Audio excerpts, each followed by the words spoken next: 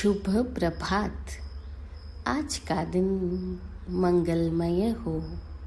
प्रिय आत्मन, जब जब ऋतुएं बदलती है इंसानी जीवन बहुत प्रभावित होता है। न केवल इंसानी वरन पूरी प्रकृति प्रभावित होती है। इन प्रभावों के मध्य में कुछ क्षण ऐसे आते हैं जब ध्यानी साधक अपने अंतर को उघाड़ पाते हैं, अंतर यात्रा कर पाते हैं।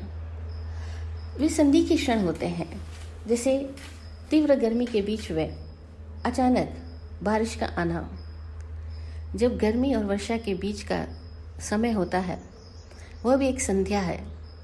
ऐसे ही वर्षा और सर्दी के बीच का, सर्दी और गर्मी के बीच का ऋतु परिवर्तन का काल भी संधि काल है।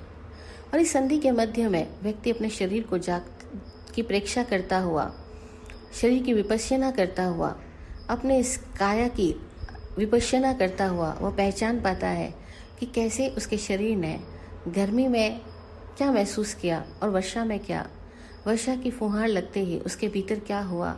इस तरह से वो अपने भीतर की कई सारी लेयर्स को निकाल पाता है, समझ पाता है और अनुसंधान करते हुए, अपने आप के ऊपर ही खोज करते हुए वो व्यक्ति पहचान पाता है कि देह प्रकृति का कितना संबंध है और ये देह प्रकृति के साथ कैसे अपने आप को रिस्पॉन्ड करती है। और जब देह प्रत्युत्तर देती है तो इस देह के अंदर मौजूद कितनी सारी पकड़, कितने चित्त के संस्कार और कितनी उसके भीतर के भय, ये सब प्रकट होते हैं।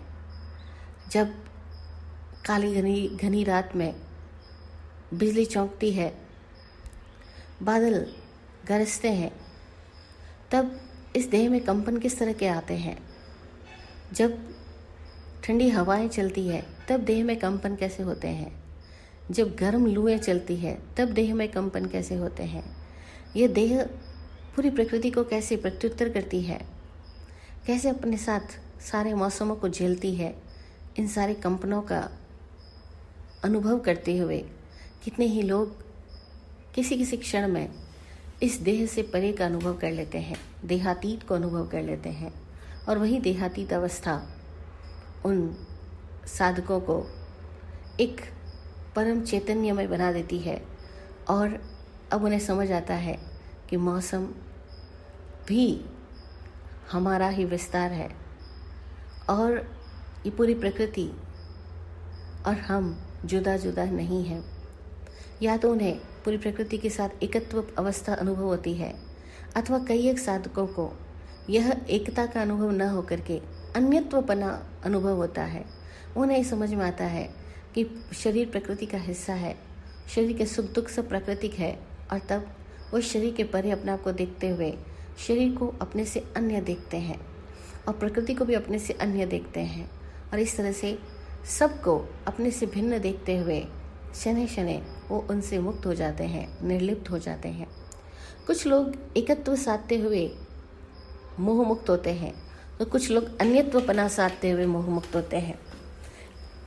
इसीलिए प्रभु महावीर ने कहा कि उस परम अवस्था को उपलब्ध होने के मार्ग अनेकांत है, अनेक मार्गणाएं हैं। किसी भी तत्व को समझने की अनेक वीथियां हैं, अनेक मार्ग, अनेक गलियां, अनेक गलियारे हैं। कदाचित तुम एकता को साधते जाओ तो तुम्हें पता लगेगा कि कैसे पूरे ब्रह्मांड और तुम एक हो। कदाचित तुम अन्यत्वपने को साधते जाओ तो तुम्हें पता लगेगा कि कैसे हर दिखलाई देने वाला दृश्य तुमसे दूर है, तुम कुछ और हो। हर महसूस होने वाला विचार भी कुछ और है, तुम कुछ और हो। ना तुम मन हो, ना तुम वाणी हो, ना तुम काया हो। तुम मन, वाणी, काया इन तीनों से परे हो। इस अपने आप को इन सबसे परे देख पाना अन्यत्व अवस्था है।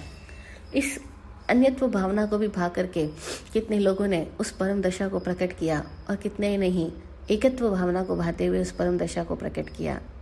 इसीलिए एकत्व और अन्यत्व दोनों बिल्कुल विपरीत विधाएं होते हुए भी एक ही अनुभव को उपलब्ध करा सकती है, और वह है अपना विराट स्वरूप। और एकत्व की भाषा में कहेंगे कि बूंद समानी समुद्र में, समुद्र समाना बूंद में, सब एकम एक हो गया और अन्यत्व की भाषा में कहेंगे कि इस प्रकृति अपने प्रकृति में रही और जीव शिव हो गया। जीव जब शिव हुआ तो वो शक्ति के प्रभाव से मुक्त हुआ। शक्ति बनी रही लेकिन वह शिव अब उस शक्ति के विविध नर्तनों में कभी भी बंधता नहीं है। क्यों? क्योंकि वह उसको अपने से अलग देख चुका है। कदाचित अपने से भिन्न देखो और कदाचित आत्मरूप देखो, लेकिन आत्मरूप और भिन्न रूप देख सकते हो, लेकिन दो के रूप में मत देखो।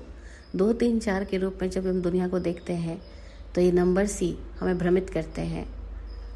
इन नंबर्स में मत उलझो। कोई एक अपना और कोई एक पराया करेंगे तो हम संसार में रहेंगे। सब अपने अथवा कोई भी अपना नहीं, इनमें से किसी भी एक छोर पर आएंगे तो हम इस विश्व से मुक्त हो सकेंगे। जय हो, जय हो, जय हो। जय विराट शांति गुरुवे नमः। सबका कल्याण हो। ओम शांति, ओम शांति।